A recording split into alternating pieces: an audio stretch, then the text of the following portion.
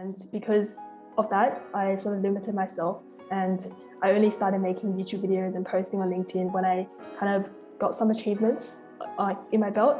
But I think my recommendation for students would be to start as soon as you can, because building a personal brand is not just about showing people your achievements, but also showing them how you got there. And even at the start, you might not know what experiences you might go through in a couple of years' time, but documenting your journey would really help yourself out and also help students as well.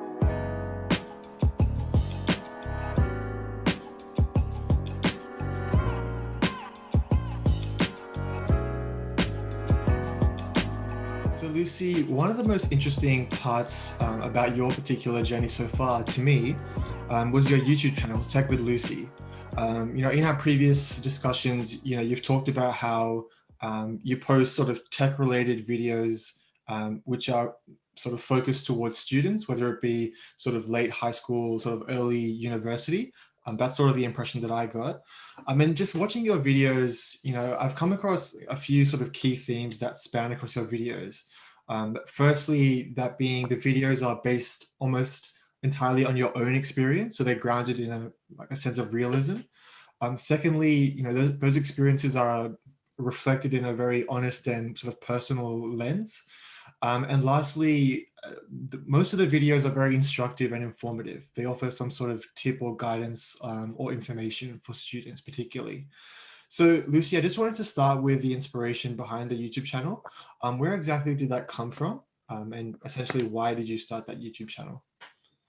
Yeah, so that's a pretty good description. So my YouTube channel is targeted to basically young professionals and people still in uni, or maybe people who are in high school trying to figure out what they want to study in university. So I guess the inspiration sort of came from kind of reflecting on my uni experience and thinking about what sort of questions I wanted answered. And so I've kind of based all my videos around that, whether that be how to get an internship and any student advice for people who are interested in tech but don't want to go into a technical career. So yeah, I guess that's sort of the inspiration and where it came from. So kind of thinking about what sort of videos first year Lucy would have wanted to watch. Yeah, and like in our previous discussions as well, like you've talked about again, how it's sort of grounded in your own experience, and a few of those videos are, quite personal, from my sort of perspective. One of those videos being, some of the difficulties you faced in an AWS exam, for example, where I think you mentioned that you did it a couple times and sort of struggled with passing it. So is it difficult for you to some extent in some videos in trying to be, as authentic and personal like as you are? Is it difficult for you, or are you someone who just is totally comfortable with that? Yeah, it's something that doesn't really come naturally. I think, especially with putting yourself out there online, I guess like putting parts where you're not too happy about. So for example, like the one you mentioned about me failing an AWS certification exam. So that one I was kind of hesitant about putting online. But I guess I was really glad I did, because in the comments, there were so many people who resonated with it. And I was getting a lot of comments going like, oh, I passed. I failed this exam as well. So that was really good. And I guess whenever it comes to putting yourself out there, you can just kind of think about what value you can bring from your own failures and your own experiences, and think about whether that's worth sharing or not. And I think also in terms of, I guess, fear of judgment, when it comes to people thinking that, you failed and, this must be like really bad to put online. Definitely don't let that limit you if you feel like your experiences can add value to other people and will be worthwhile for other people to listen to. Yeah, and I think it's easier for people to sort of, particularly when you're putting yourself out there online, it's easier for people to connect with you if you're like not BSing them. Essentially, you're like being like authentic and real in that respect. You're not trying to sort of create like a persona that's not based on your own experience. Yeah. You mentioned there as well about how, you wanted to get you wanted to promote the non-technical side of tech. I might have misquoted you there, but like just on that point, I just want to elaborate on that point a bit further, particularly in the context of those last couple of videos you did.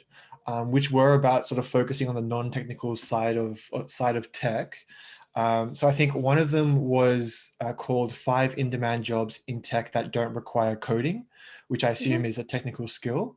So I just wanted to ask, from an outsider, from someone who doesn't really know anything about tech, is there a bit of a misunderstanding or a misconception that students hold that tech requires all these, technical skills, one of which is coding? Does that exist out there in your experience?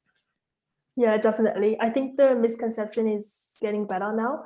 But sometimes when I ask my friends if they're interested in maybe applying to AWS, for example, or Google, Microsoft, and they tell me that because they don't come from a computer science degree, that they're probably not going to apply. But there's actually so many roles out there in these companies, whether that be in these large tech companies or startups, that really require skills that are non-technical. Because in tech companies, there's people who build the product, there's people who sell the product, and there's people who market it. And there's also people who kind of make sure that the business can sustain itself in terms of operations and things like that. So there's so many different avenues you can go into as a student who's interested in a tech company, but don't necessarily have skills in coding, because there's definitely other skills you can bring to the role. Yeah, and like just for you personally, are you someone who is sort of developing your own skills in coding at the moment? I think at the moment I'm trying to learn coding because Yeah, I think it's definitely helpful on my role, yeah, but it's definitely not like a hard requirement, and it's always something that's nice to have. So yeah. yeah, 100%. And speaking of sort of developing skills and I suppose overcoming obstacles to that extent, when you're obviously with your YouTube channel, I assume you're curating and creating the content yourself, and I imagine that would have come with its fair share of challenges initially.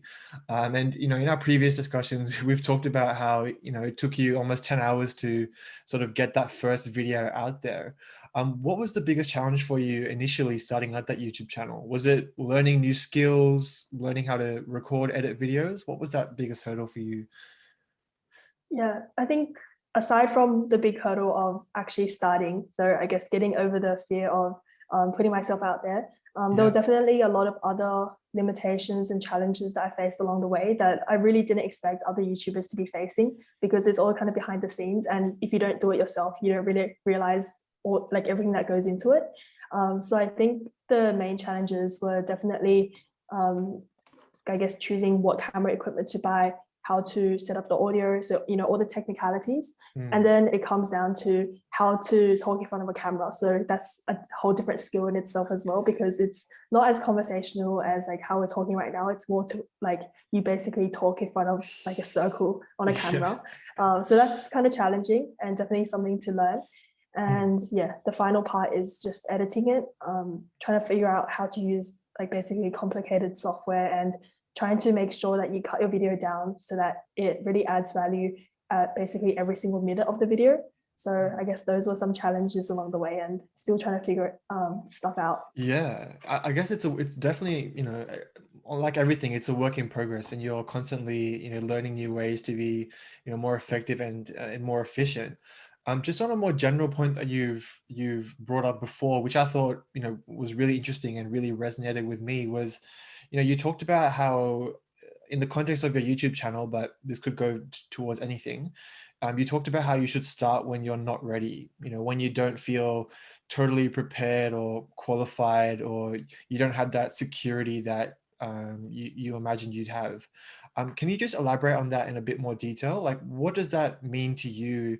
And was that something that you relied upon when you were sort of uh, trying to dealing with those struggles creating your YouTube channel? Yeah, that's a really good question, because I really regret not starting earlier. Yeah. And I'm okay with it kind of, because, I've already started, and I guess the best time to start is now. And I think looking back, the reason I didn't end up starting, I guess, a blog or making YouTube videos or putting myself out there on social media to build my personal brand is sort of because I didn't have the qualifications, or I didn't feel like I had the qualifications to be able to add value to that community, because I didn't do an internship.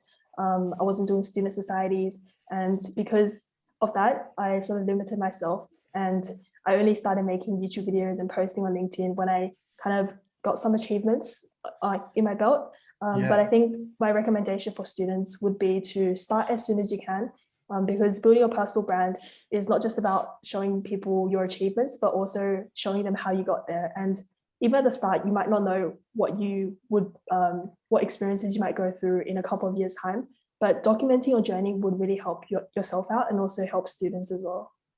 Yeah, I think that's a good way to put it actually. And in our previous conversations, you also mentioned, was it someone said to you, like a colleague or like a mentor, like prompted you to start a YouTube channel? Is that right? Uh, Not No? specifically for a YouTube channel, but Yeah, someone prompted me to start posting on LinkedIn, and that was a really right. defining moment for me. Yeah. Yeah. And I think like especially with things like with platforms like LinkedIn, it's very easy to get, swept up in like, well, LinkedIn is about showing your resume essentially, increasing your employability prospects. So you want to put down your qualifications, your certifications, where you went to school, what awards you have, what scholarships you received. And that's why I think, comparing that to what your YouTube channel is, it's almost night and day. It's more of an accurate representation of your own journey and your own experiences on your YouTube channel, which I think is stands in direct contrast to a lot of the other social media platforms out there as well. Yeah. Yeah, I wanted to also just sort of along the same lines as your YouTube channel is just delve into your passion and interest for tech specifically. Obviously, that's one of the premises of your YouTube channel. So, just firstly, Lucy, to that end, where exactly did your passion for tech come from? What made you get into tech, and why are you so passionate about it? Yeah. So I guess this sort of stems from basically high school, because I remember attending like a technology and leadership conference, and that really opened my eyes up into the different options available within tech. Because I think when I was younger, I was also always interested in laptops, things like that, in technology. But I wasn't sure like what sort of jobs I can find in the tech industry, because I was exposed to that at an early age. But that conference really showed me the different pathways I could go into. They talked about roles like being a software engineer, being a consultant, roles like that. So those sounded really interesting. And so I enrolled in an information systems degree and was able to learn more about tech. And that sort of Yeah. led me to my career at AWS, which is a tech company. And yeah, it's been pretty good so far.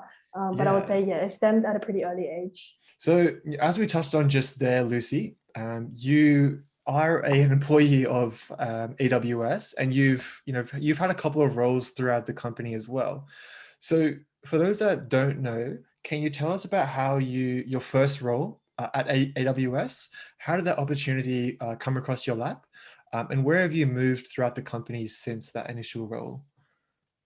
Yep. So my journey with AWS started May of last year. So I applied for an intern position and I saw that on LinkedIn.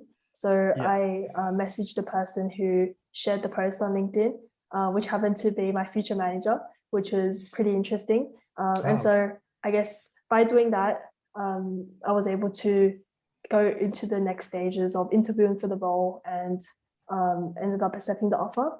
And then afterwards, after 6 months in that role, I did a summer internship in the professional services team in AWS.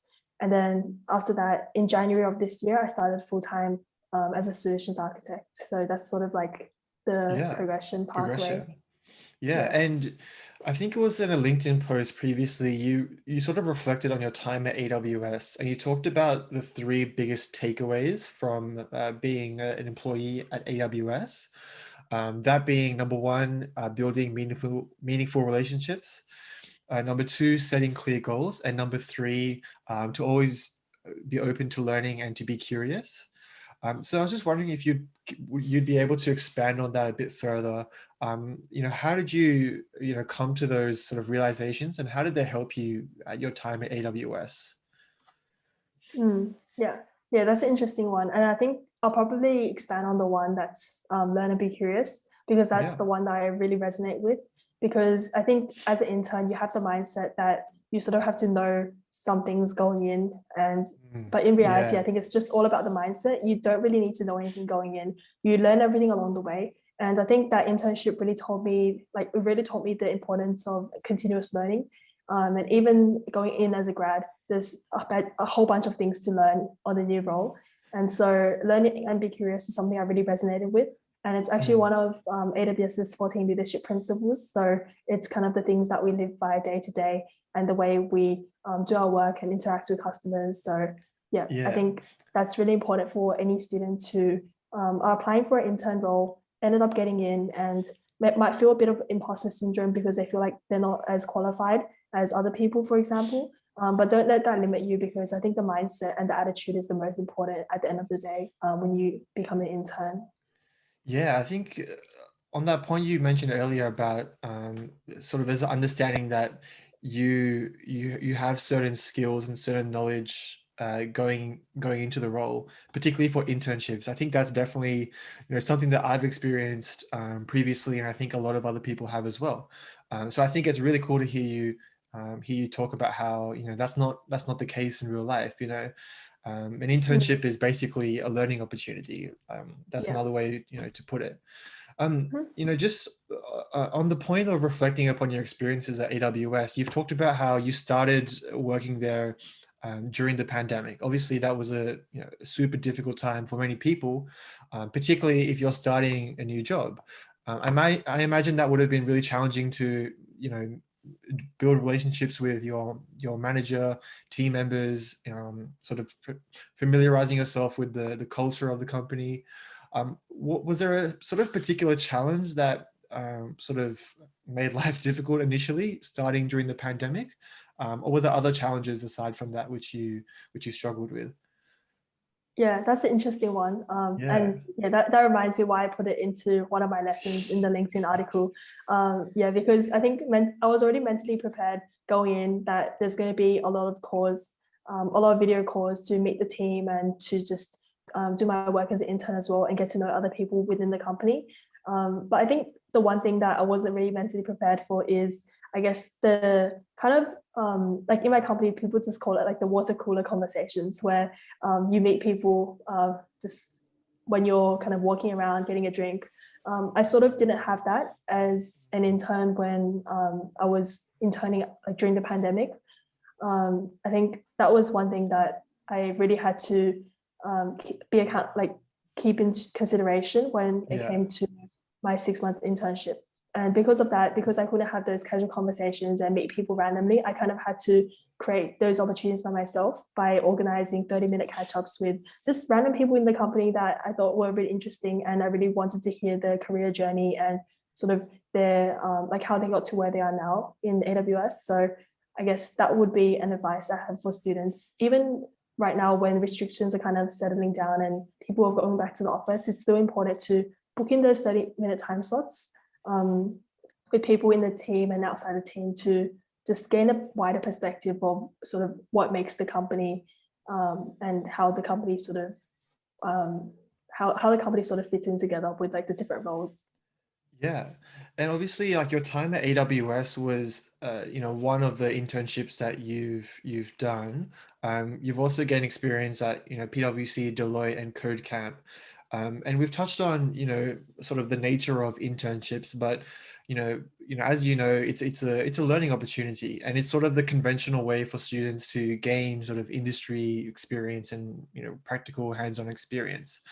By the same token, obviously, there's a lot of competition, and it's quite tough to land an internship. I think I have definitely resonated with that, and I'm pretty sure you can as well. In an interview again with Women in Digital, you talked about some practical tips to help students navigate the internship landscape, if you like. And you talked about how students shouldn't just apply; they should come up with creative ways to demonstrate the value that they can bring to the company. Um, so to that extent, I suppose it's about being proactive and taking initiative to that end. Can you elaborate on that a bit further, Lucy? What exactly did you mean by that tip to students? Yeah, I think you summed it up really well. It's all about kind of Yeah, being proactive and coming up with different ways to show your value to the company, because it is quite competitive these days when it comes to applying for jobs and especially getting your very first internship. And I think to elaborate on that, it's really about not just doing things that you think would be good for your resume, but also doing things that you think would kind of build your skills during your time in university. So another really important part of your journey to date, particularly in the tech space, is the award you received, the 2020 Women in Digital Rising Star of the Year Award, which was sponsored by AWS. And from what I understand, that award was sort of founded on the idea that you can't be what you can't see. So I just wanted to ask you and sort of put that quote to you. In your experience, is it important for you to see women in the tech space for you? Is it important to see that representation for you? And as silly as this might sound, but why is it important for to see women, doing cool things in the tech space for you? Yeah, that's a really good point. And I definitely really resonate with the importance of having diverse teams, not only diversity in gender, but also diversity in thought as well. Because at the end of the day, I think companies like AWS and other tech companies, we're trying to serve our customers, and our customers, they are very diverse. So people of different ideas, different race, people just all over the world. And because of that, I think it's important for the workforce to reflect that as well. So with that particular award, I'm interested into, what that award meant to you at that particular time in your journey. So like for you, did you view it as something that, was sort of like recognition of the work that you've been doing in the tech space? Notably the society you co-founded, which we'll talk about a bit later, was receiving the award a bit like motivating for you? Or was it something that you just sort of glanced by? How did you sort of receive the award? Yeah, I think it definitely was pretty encouraging to receive the award. Yeah. But I think the main takeaway from the award evening and everything like that was to be able to see other women also being acknowledged and recognized. That was a really good experience to be able to see that. So in a written interview you did sort of alongside receiving the award, you talked about how you were sort of reflecting on your high school experience. And you were talking about how you had a sort of feeling of emptiness and a question of what if after your high school experience, about how you sort of tended to stick with the familiar and sort of lacked initiative to challenge yourself and get out of your comfort zone, which is definitely something that I resonated with looking back on those high school years, for me personally. But then you talked about how, when you began university, you decided to take a different approach. So do you think that's a challenge that, a lot of other students, might have, transitioning from high school to, university or tertiary education? Yeah, definitely. I can see it as a challenge because sometimes it's like you don't want to have the same regret as you did in high school about not putting yourself out there enough and just kind of being comfortable and staying within your comfort zone. But I also see it as a huge opportunity because uni is like a fresh start. And especially for people who are going to universities where not many people in their high school are going to, it's basically a completely new start for them where they can find new interests and build skills and find different societies to join. I think it's such a good opportunity going into university, and it kind of going through that high school experience and then feeling regret kind of motivates you to put yourself out there more in university. So I would see it more as an opportunity. And I think you're definitely a testament of that, because you co-founded a society when you were at university. You didn't just join one, you created a new one. And again, I was looking, I think it might have been in the interview you did with Women in Digital, but you were talking about how you came up with the idea for that society with a group of friends, and you sort of identified like a white space or a gap in the market for societies at university, which was University of New South Wales. So Lucy, I just want to cast your mind back to when you started that society, co-founded it. What was that experience like to you? Looking back on it now, where exactly did that all come from? Yeah, I think looking back, it was a really good experience, and I'm really glad I started it. But I think at the start there were definitely hesitations because I wasn't sure if it was going to work out. I wasn't sure if it was okay to start a society that might overlap with something else.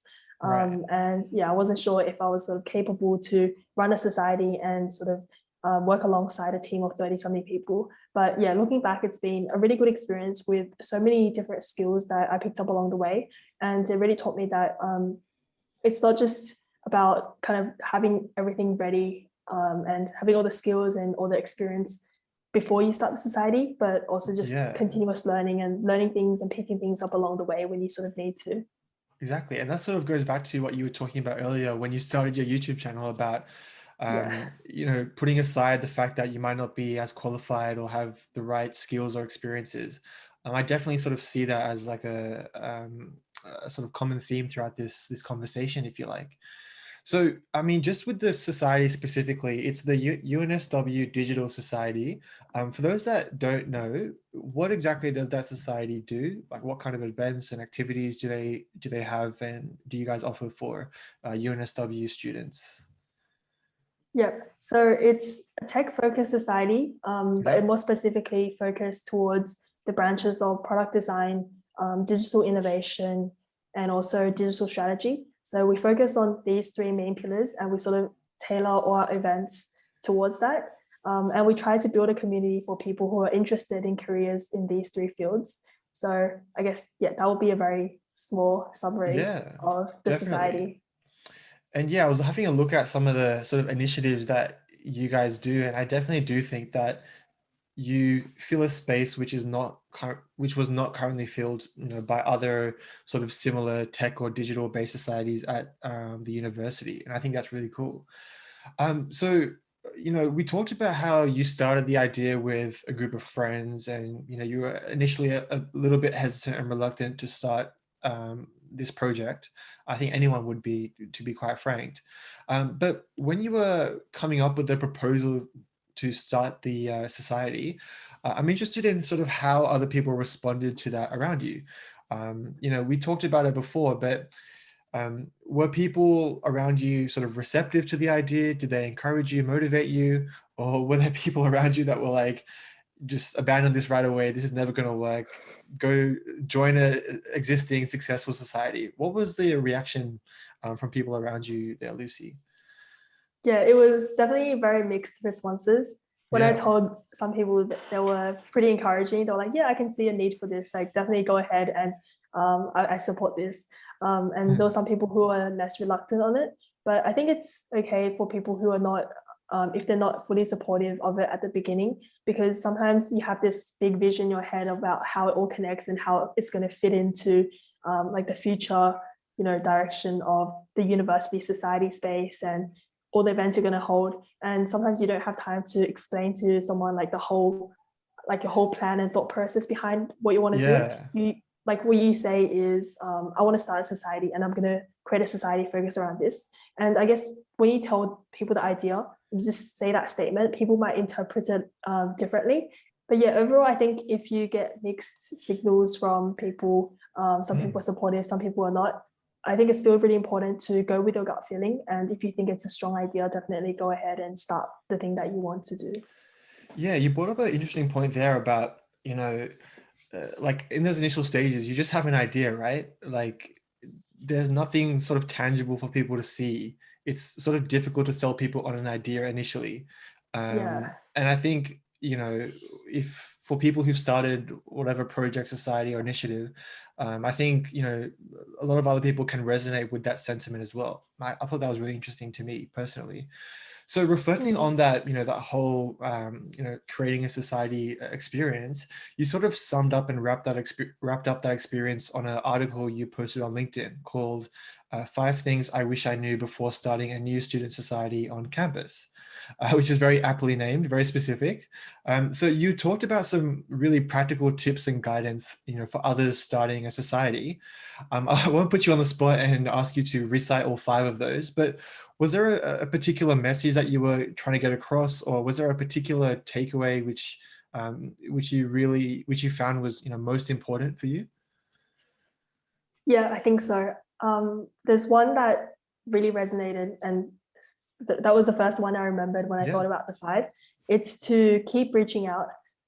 And I think I phrased it like reach out, reach out, reach out. And I think it's because at the start, when you're building a new society or just any sort of side project, you sort of need to show your work when it comes to what you want to do in terms of the idea, how many events you want to hold, things like that. And you can't do it on your own. So you have to find like different partnerships, sponsorships, and people who can vouch for you, and also people who can sort of come on the show and run events alongside you, or decide to be a guest for, I guess, either your industry panel or become a mentor for your mentoring program. So I guess it's all about reaching out, and you sort of have to put yourself out there at the start for people to see the project that you're working on and or the society that you're building, so that you can expand your member base that way. Yeah, and I think we talked about it previously in an earlier discussion, but when you were, for example, reaching out to sort of external stakeholders for like sponsorships or whatever the case may be, like initially, did you find that people were willing to get on board? Did you get knocked back a lot? And sort of how did you sort of approach that? And did that deter you at any stage? Yeah, I think that taught me two things. First of all, it's kind of like a numbers game, because sometimes it's up to chance. If you reach out to 15 different companies, maybe 5 of them will respond and 3 of them end up being a partner or a sponsor. But second of all, I think it's about really taking the time to sit down and think about what your vision for the society is or your project is, because you haven't demonstrated any metrics to show the success of it. It's all sort of in your head and written down in proposals. So I guess I would say I learned about really taking the time to make sure that the proposal that I write or the idea that I'll portray is a really strong one. And I always prepare for any questions that they might be asking in terms of the future direction of it, or if they ask like, what if this happens? What are you going to do if this happens? So I guess always coming up with like plan Bs as well. So really thinking through the idea, so that that way when you reach out, you get like a higher success rate. Yeah, and I suppose having a really strong purpose and vision for the society is obviously very, very important, if not, one of the most important things, I imagine. And then, there comes a point when you sort of have to put pen to paper and sort of realize or actualize that purpose in real life. So I'm interested in some of the sort of resources that you used. I think you mentioned, Canva was really, helpful for you guys starting that society. Give us an idea into some of the resources that you guys used when you were, trying to get the digital society up and running and off the ground. Yeah, that's an interesting one. And I think sometimes starting a society is kind of like starting your own sort of non-for-profit business or company. And it's because there's so many people involved. And because of that, you sort of need to use project management tools, sort of design tools, and just things at every step of the journey. So when it came to our graphic designs and things like that, and our marketing, Canva was really helpful because we could sort of use a lot of their templates out there. And Canva actually invited us to speak on stage and talk about how Canva has helped the society grow from the very start. So that was a really interesting experience. I guess other tools were Trello, which was good to manage tasks. So it gives like the whole team an overview of what there is to do in terms of kind of the events, logistics, and things like that. And yeah, I think those were the main 2 tools. And I guess for communication, we use Discord and Slack to communicate with the team. Yeah, and I suppose just one sort of final sort of like remark or question to you, Lucy, on the digital society you co-founded. You've sort of mentioned there how it's important to have a team and sort of rely on a team to sort of leverage their skills and experiences that they're bringing to the table. So I'm quite interested in like what it's like working in that space, particularly with a society. Did you find that the purpose, it was difficult to have a consistent purpose when you brought people on board? Did you experience that at all, or were you able to sort of have that purpose, remain very, solid and very consistent throughout the years of running the society? Yeah, it was, I think the purpose itself didn't shift that much, because I think we all had the mission to run meaningful events for students and hold initiatives that would bring the community together and add value to them. But I think some other things that we sort of clashed on was Yeah. maybe the frequency of the events and what specific events we wanted to hold to realize the vision.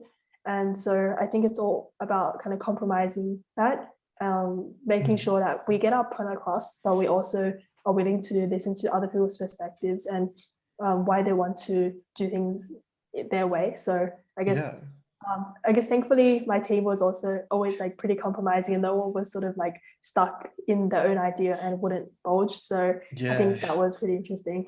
That's always very helpful when you have like Yeah. open-minded people, particularly when you're working in a team.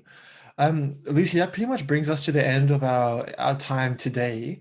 I just wanted to sort of pose one final question. Just reflecting on the last 30, 40 minutes of this conversation, like, one of the key takeaways for me is about, how you have, put yourself out there.